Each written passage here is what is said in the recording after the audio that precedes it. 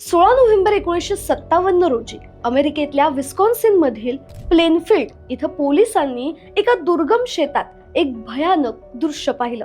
खरं तर हे एक साधं घरच होतं, पण नरकाचा दरवाजा उघडावा असं हे दृश्य होतं. प्रत्येक खोलीत मानवी कवट्यांची वाडगी, हाडांपासून बनवलेल्या खुर्च्या, त्वचेचे मुखवटे, भिंतीवर सजवलेले वेगवेगळे अवयव यांनीच ते घर भरलं होतं. एखाद्या राक्षसाने वेड्यासारखं कलेक्शन जमवल्यासारखं एकंदरीतच ते सगळं दिसत होतं. आणि हे काम होतं एका माणसाचं. तो माणूस म्हणजे एडगेन, द बूचर ऑफ प्लेनफील्ड नावाने ओळखला जाणारा हा एडगेन नेमका कोण होता? त्याचा हा सगळा भयंकर प्रवास नेमका कुठून सुरू झाला, जाणून घेऊया या व्हिडिओच्या माध्यमातून. पण त्याआधी गाजावाजाला सबस्क्राईब करा आणि नवनवीन अपडेटसाठी बेल आयकॉन क्लिक करायला विसरू नका. नमस्कार, तुम्ही पाहताय गाजावाजा.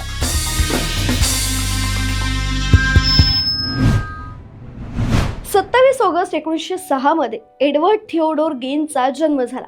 त्याचे वडील जॉर्ज फिलिप यांना दारूचं भयंकर व्यसन होतं आणि त्याची आई ऑगस्टा कट्टर धार्मिक बाई होती. त्यामुळे लहानपणापासूनच त्याच्या घरात विरोधी वातावरणात तो वाढत होता.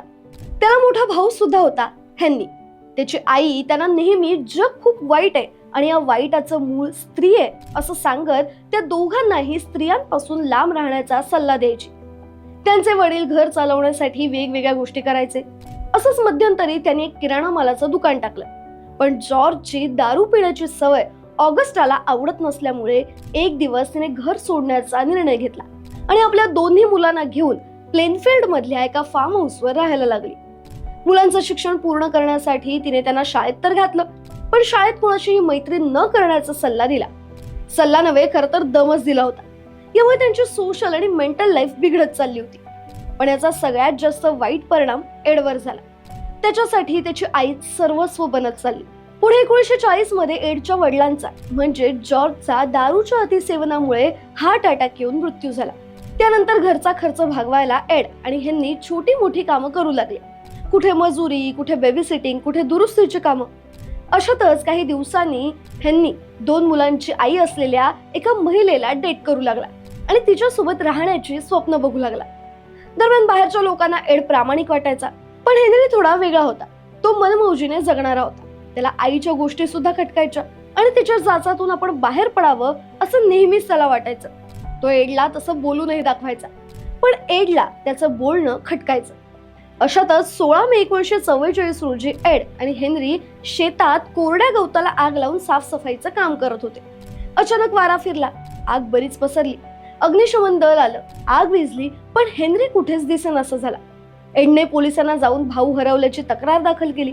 मग पोलिसांनी बरीच शोधाशोध केल्यावर हेन्रीचा मृतदेह त्यांना जळलेल्या गवताजवळ सापडला. कोणतंही पोस्टमॉर्टम होत नाही, पण लोकांच्या मते एडनेच हेन्रीला मारलं असल्याचं म्हटलं जाऊ लागलं. पण त्याच्यावर कधीही केस झाली नाही. आता हेन्री नंतर एड आणि आई दोघंच उरली. पुढे एका वर्षातच ऑगस्टाला स्ट्रोक आला. ती अंथरुणाला खिळली आणि काही महिन्यातच तिचा मृत्यू झाला. एडसाठी जगच संपलं. त्याने आईचा बेडरूम, हॉल, ड्रॉइंग रूम सगळं बंद करून टाकलं आणि स्वतः स्वयंपाकघराच्या बाजूला एका लहान घाणेरड्या खोलीत राहायला लागला. बाहेरच्या जगाशी त्याचा संपर्क जवळजवळ संपला आणि आत त्याचं नवीन जग तयार झालं. हॉरर स्टोरीज, नाझी प्रयोगांवरची पुस्तकं, फिमेल अनाटॉमी ॲटलास आणि टॅक्सिडर्मी म्हणजेच मृतदेहाचे प्रिझर्वेशन यावरची पुस्तकं. आणि इथूनच सुरू झाला एका कब्रस्तानाचा अध्याय. 1947 ते 1952 दरम्यान एड रात्री उशिरा गावाजवळच्या स्मशानभूमीत जायचा.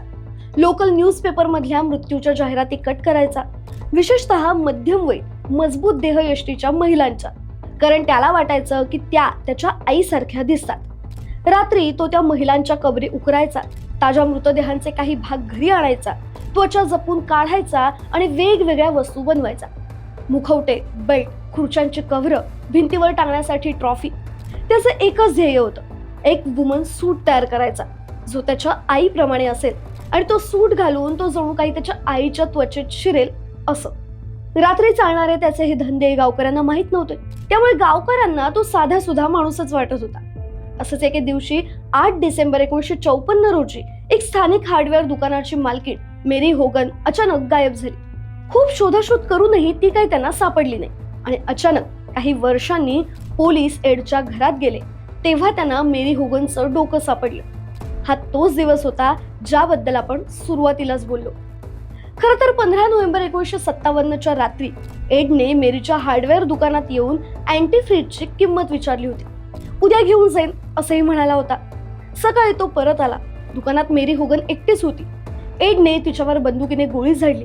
तिचा मृतदेह ट्रकमध्ये ओढून नेला आणि शेतातल्या गोठ्यात कसाईप्रमाणे टांगून ठेवला.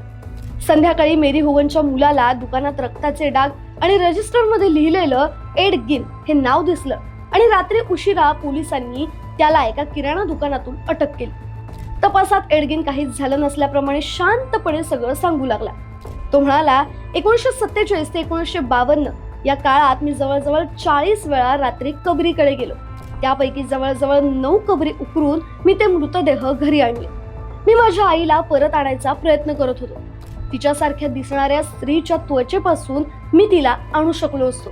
त्याचा हा कबुली जबाब इतका भयानक होता की चौकशी करणाऱ्या शेरीफ आर्ट श्लेने रागाच्या भरात त्याचं डोकं भिंतीवर आपटलं.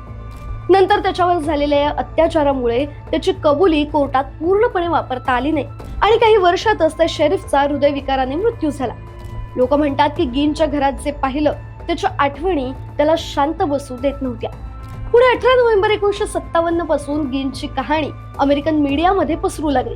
बुचर ऑफ प्लेनफिल्ड घूल अशी टोपण नावं त्याला दिली गेली. डॉक्टरांनी त्याला स्किझोफ्रेनिया झाल्याचं सांगितलं आणि त्याला सेंट्रल स्टेट हॉस्पिटल आणि नंतर मेंडोटा मेंटल हेल्थ इन्स्टिट्यूट इथे पाठवण्यात आलं. 1968 मध्ये पुन्हा त्याची मानसिक तपासणी झाली आणि पुन्हा त्या खुनासाठी खटला चालवला गेला. कोर्टाने त्याच्या वेडेपणामुळे त्याला निर्दोष सोडलं, पण उरलेलं आयुष्य एडने मानसिक रुग्णालयातच काढलं आणि 26 जुलै 1984 रोजी फुफ्फुसांच्या कर्करोगाने त्याचा मृत्यू झाला. पण गोष्ट इथेच संपली नाही. त्याच्या गुन्ह्यांनी सायको थ्रिलर फिल्म बनवणाऱ्यांना आकर्षित केलं. त्याच्या कथेने हॉरर सिनेमांचं रूप बदलून टाकलं. सायको मधला नॉर्मन बेट्स, टेक्सास चेनसॉ मॅसेकर मधला लेदरफेस, सायलन्स ऑफ द लॅम्ब्स मधला बफेलो बिल ही सगळी काल्पनिक पात्र तयार होण्याच्या मागे एड गिनच मोटिवेशन ठरला. आईच्या प्रेमात आंधळा असणाऱ्या एका मुलाने अनेकांपासून कधी त्यांची जिवंत तर कधी मृत पावलेली आई हिरावून घेतली.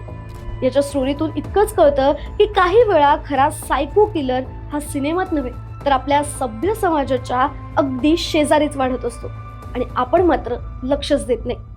तुम्हाला ही स्टोरी कशी वाटली आम्हाला कमेंट करून नक्की सांगा आणि अशाच इंटरेस्टिंग गोष्टी जाणून घेण्यासाठी गाजा वाजाला लाईक, शेअर, फॉलो आणि सबस्क्राईब करायला विसरू नका.